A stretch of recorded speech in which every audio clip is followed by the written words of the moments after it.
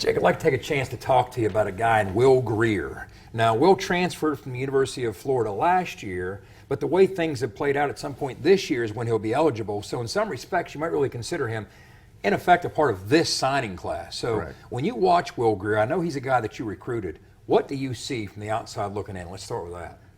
Will has incredible arm talent. Yet alone, he's a coach's kid. You can tell he's been trained at a very young age, very polished. He can only make all the throws, but he's also very mobile with his feet, which is a little surprising. A lot of people think he's a pure pocket passer, but he does have the athletic ability to extend plays and actually do some pretty good runs, for instance, right there. But a lot of excitement with this kid. I really enjoy how he is a coach's kid and the way he handles the leadership side of things.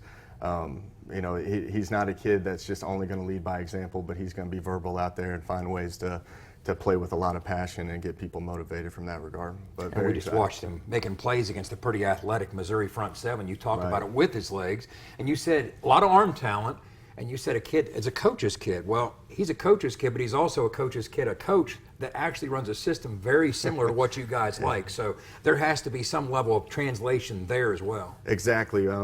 From what he did in high school, from being a spread system and throwing it around a bit, and then what he did at Florida with being more of what you saw with Dana doing a lot of times with being under center with attached tight ends. The kids actually ran every probably imaginable offensive system out there, which he's seen it all and done it all. Undefeated as a starter at Florida.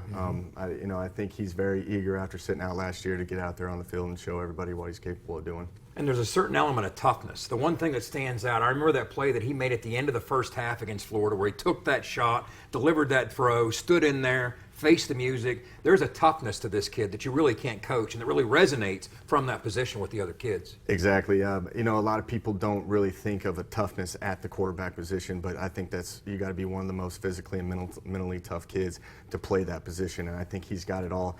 A reason why he was one of the top quarterbacks rated coming out of high school, and to be able to play in the SEC at Florida. We're fortunate to have him here, and I think the Mountaineer fan base is going to be pretty excited to watch him throw it around next year. And of course, you're familiar with how tough that SEC schedule can be. So for a kid to come in as a redshirt freshman, right out of the gates, 6 for 6 in starts, that says so much. And now last year, I had an opportunity, at least between the lines, to watch the kid react, with the other kids react to him. And there's a personality and a certain charisma that he has to him as well. And that's once more one of the things that you can't coach at that position. Exactly. And that's something that you look for when you're trying to recruit one of the top kids in the country. And Will's got all that.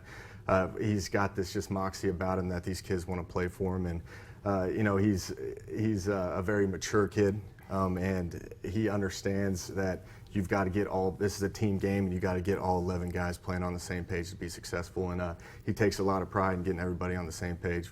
And, he's just a great leader from that standpoint. So it's going to be an interesting quarterback competition for sure. 2017 here in Morgantown, Will Grier in the mix. So it's going to be exciting for everybody.